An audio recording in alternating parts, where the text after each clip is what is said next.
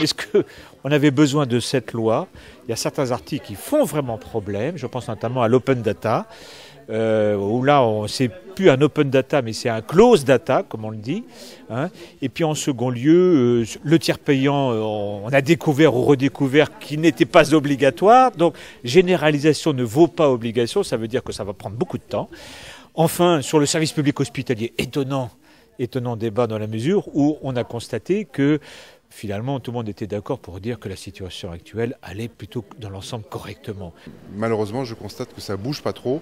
Le temps presse. Il faut vraiment se mettre autour d'une table pour la concertation et qu'on puisse vraiment réécrire cette loi qui porte de nombreuses difficultés et surtout qui tend à l'éviction des cliniques hôpitaux privés. Donc c'est vrai que nous sommes vigilants, notamment sur les missions de service public, les urgences, pour qu'on puisse continuer à exercer simplement notre métier.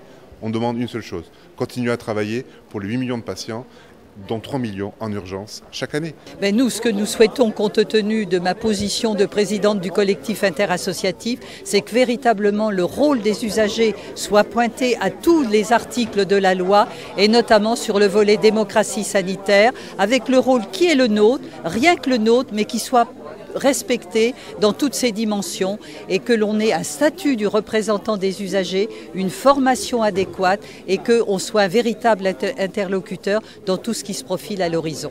On est dans une démocratie, il y a des dispositions qui sont bien, il y a d'autres dispositions qui ne vont pas. Et donc on est dans un système de démocratie tout à fait qui fonctionne normalement. Simplement, ce n'est pas habituel. Tout le monde est étonné qu'il faille amender un projet de loi. Mais cette fois-ci, il y a des amendements qui ne sont pas que parlementaires, il y a des amendements qui sont demandés par la société civile et notamment par les acteurs de terrain. Et c'est extrêmement important que le gouvernement entende cette demande d'intervention de la société civile dans la construction ou dans la reconstruction du projet. Et c'est finalement une bonne leçon de démocratie civile et parlementaire. Il est bien clair que c'est toujours un problème de temps. Et que, parce que dans une journée, on pense pouvoir tout traiter. Et à l'évidence, il y a des personnes dans la salle qui sont restées satisfaites parce qu'elles n'ont pas pu intervenir. Bon, mais c'est les limites du débat. Ensuite, il y a les réunions autour d'une table, stylo en main, pour écrire. Et ça, bien sûr, ça reste devant nous.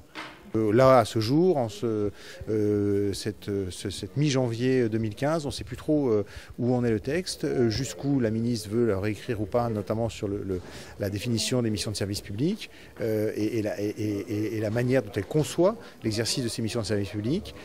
Donc nous sommes dans l'attente et on passe effectivement d'une position plutôt soutenante à une position très interrogative, à se demander si vraiment ce texte a encore une utilité, si réellement il détricote les quelques avancées qui y figuraient. On a souvent dit que nous, on n'était pas très heureux de ce texte parce qu'il y avait beaucoup de sujets qui étaient mis de côté, qui n'étaient pas évoqués, comme la question de la démographie médicale, de l'accès aux soins, du parcours de santé, enfin, des choses qui étaient repérées et qui au départ devaient être des ambitions de la réforme, au cœur de la réforme, qui ne figurent pas finalement dans ce texte. Si sur les rares avancées qui figurent dans ce texte, il y a maintenant des tricotages pour éteindre les incendies et les mécontentements ici ou là, alors le compte n'y sera plus. Et donc on attend de voir où on en est. Ce qui est frappant dans cette journée, c'est ça, c'est des incompréhensions sur les concepts, des dogmes qui sont appliqués au niveau national et qui descendent sur le plan régional, et un manque évident de confiance de tous les acteurs vis-à-vis de cette architecture législative.